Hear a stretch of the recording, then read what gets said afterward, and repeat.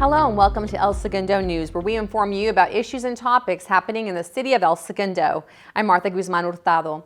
Water and wastewater rates in El Segundo are increasing due to pass-through costs from the City of LA's Hyperion wastewater treatment plant that have significantly increased, 92% since 2017, and are expected to continue to increase. Additionally, El Segundo is 100% dependent on West Basin Municipal Water District for the supply of water. The cost to purchase water is going up 5 to 6% per year.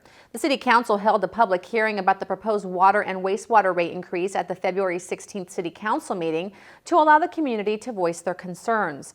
The city clerk did not receive any written comments from the public about the increases, and the ballots received did not meet the majority needed to protest the rate changes. This allowed City Council the ability to adopt the needed changes to keep up with the significant increases passed on by Hyperion and West Basin Municipal Water District. The City of El Segundo has not had a rate increase since 2016 in the wastewater system and 2019 in the water system, and needs to realign its rates to reflect current operating costs. The council voted to accept the ordinance to set the water and wastewater rates for the next 5-year period. The item will be brought back to the March 2nd meeting for adoption. The 9% wastewater increase will go into effect April 2nd, 2021, and the 3% increase for water will go into effect January 2nd, 2022, and each January 1st through 2025. To find out how much it will cost you, visit elsegundo.org and use the online rate calculator to figure out your monthly payment. As vaccinations continue to roll out nationwide, the focus is on when and how soon they will be available to those in the highest risk groups. El Segundo's Emergency Management Coordinator, Dr. Randall Collins, shares how the city's all-hazard incident management team has worked to get vaccinations for local first responders and high-risk residents at the city's only senior residential facility. The all-hazard incident management team worked diligently to find a partner where we could get the Park Vista residents vaccinated. We transported 33 Park Vista residents to the facility, and they received their vaccinations. Among the 98 residents there, about 24 already received the vaccination of their own accord, and then we transported these 33, and then the remainder will get the vaccination within their own resources. The City of El Segundo encourages all residents 65 and older to get the vaccination, and we'd encourage them to go to the Los Angeles County Department of Public Health website to make their appointments and schedule their vaccinations at the various vaccination clinics around the county. The all-hazard incident management team here in El Segundo has worked hard to get vaccinations for all of our frontline responders. The El Segundo Fire Department was the first to receive the vaccinations, and we are currently working with a local hospital to have our police officers vaccinated as well. The City of El Segundo owns the Park Vista Senior Residential Facility and has worked with the residents since the start of the pandemic to provide education and other resources to reduce transmission among the high-risk population that lives there.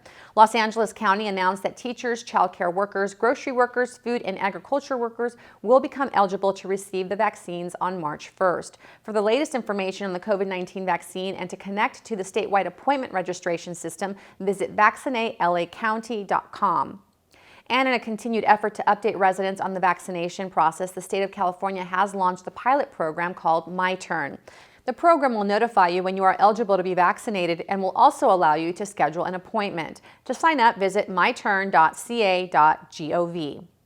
The Los Angeles Department of Public Health has an updated travel advisory and guidance. LA County residents should continue to avoid non-essential travel and stay within 120 miles from their place of residence. All non-essential travelers from other countries or states are strongly discouraged from entering Los Angeles County. If you are arriving or returning to Los Angeles County from other states or countries, you must self-quarantine for 10 days after arrival. Non-essential travel includes traveling for tourism or recreation. Essential travel includes work, study, and medical care. For details, please visit elsegundo.org and look in the news section. After a highly competitive recruitment process, the City of El Segundo has selected Redyk as its new Human Resources Director. Redyk has more than 2 decades of human resources experience in California municipalities, rising from recruiter to manager. She comes to El Segundo from the city of Newport Beach, where she held the Human Resources Manager position. Redyk shared the following statement. As the city's new Human Resources Director, I'm excited to bring my expertise and energy to the executive leadership team to support the City Council, employees, and the community. I look forward to working closely with the City Manager and executive team to further improve services and accomplish the strategic plan goals. Rebecca's first day with the city is February 22nd. To learn more about the Human Resources Department and job opportunities with the city, visit elsegundo.org. The El Segundo Unified School District Board of Education has approved the return of third graders to in-person hybrid learning. The board also approved the return of fourth and fifth grade hybrid students to campuses when the COVID-19 adjusted case rate falls below 25 cases per 100,000 for 5 consecutive days.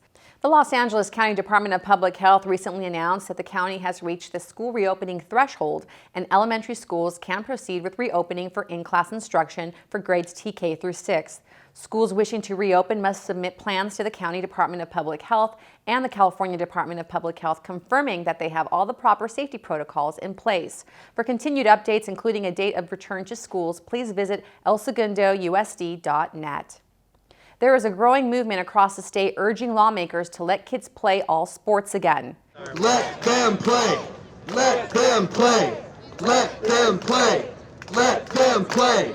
Recently, a group of El Segundo parents and their children held a Let Them Play rally outside City Hall to call attention to the safe return of all youth sports. Participants held signs and cited the sports ban as affecting kids' mental health. The rally was part of a statewide effort protesting COVID-19 restrictions on youth sports and urging lawmakers to allow kids to play all sports again. To support this effort, please contact state and county officials via the contact information provided on elsegundo.org. And from the outdoors to the indoors, the El Segundo Library is offering a convenient and fun way to get creative in the comfort of your own home. Education and Outreach Librarian Kristen Morrell tells us about the Craft and Go program. The Craft and Go program is a take-home craft kit that library staff creates. We have new craft kits available every week, and we do 4 different age groups. We do early learners, kids, teens, and adults. Our upcoming craft kits include a snail craft for our early learners, as well as a fairy house craft kit for kids. We also have this origami tissue box for adults and this beaded mask holder for adults as well. What's new with the Craft and Go program is we've now streamlined it to be picked up just like our books are with our Library to Go service. So each week you can either call or email us at refdesk@elsegundo.org to reserve your craft kit and pick it up using our Curbside service. How-to videos of Craft and Go projects can be found on the library's social media pages. For more information on Craft and Go and other library programs, visit elsegundolibrary.org and look under events. The city of El Segundo is home to global companies that are making significant contributions around the world and beyond. Boeing and El Segundo recently announced that they will be providing 6 more solar arrays for the International Space Station to increase the laboratory's power supply. The solar arrays and the solar cells that we're going to be able to provide to the space station will just increase that capability and sustain, humans up in space for foreseeable future. So pretty exciting. Essentially, the cells that we're providing are going to create the opportunity to double the power and really at about half the size. And that's really just a significant advance in technology that we're able to do here in Southern California with the technology on solar cells and really position the space station to continue to operate really effectively into the next decade. Boeing plans to send the new solar arrays into space later this year. Here's Economic Development Coordinator Christina Reveles with your Business Outlook.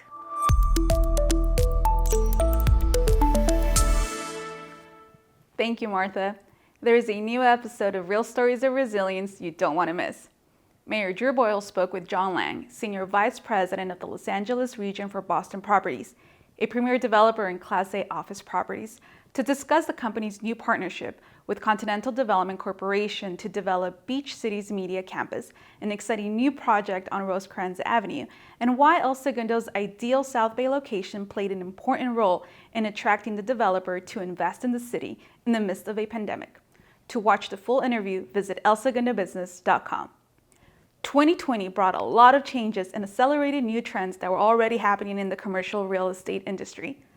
An exciting new retail-to-office conversion is Federal Realty's project, The Collection, at 2008 East Park Place, near The Point and Plaza El Segundo. The company announced plans to add new office space to the retail hub, attracting 2 new tenants, House Laboratories, a cosmetic brand by pop star Lady Gaga, and Ideation Beauty, a multinational cosmetic supplier. Back to you, Martha. Thanks, Christina. Stay tuned to El Segundo News for more projects from the city's economic development team. The El Segundo Police Department is hosting a free Etch and Catch event on Saturday, March 6th from 8 a.m. to noon at the El Segundo Maintenance Facility. The event allows officers to etch your license plate number on your catalytic converter to protect your vehicle from theft. Space is limited to the first 100 reservations. Contact Crime Prevention Analyst Dominique Alvarez at dalvarez@elsegundo.org to reserve your spot. An upcoming socially distanced shopping experience will help promote local small businesses, makers, and artists. Reporter Tali Anderson has the details. Hey, thanks, Martha. I'm here at the point where the Sun and Sea Collective Market will set up a pandemic-safe outdoor shopping and entertainment. With over 20 vendors, including some amazing baked goods, jewelry, candles, and even clothes, this will be a fun outing out in the fresh air. A few things to note before coming to this event. They will be allowing 100 people inside every hour, so be sure to reserve a time slot. Also, be sure to have your credit card, Venmo, or even PayPal app handy because this pop-up will not be accepting cash to limit interaction. Everybody will be required to sign a liability waiver, answer COVID-19 screening questions, your temperature will be checked at the door. Of course, masks and social distancing are required while shopping around. Back to you, Martha. Thanks, Tali. The Sun and Sea Collective pop-up market happens from 10 a.m. to 3 p.m. on Saturday, March 6th at The Point. For more information and to reserve your time slot, visit thepointsb.com and look under events. That's it for this segment of El Segundo News. You can also watch more city-related videos on the El Segundo Media YouTube channel. Thanks for tuning in. Please stay safe and continue to do your part to slow the spread of COVID-19.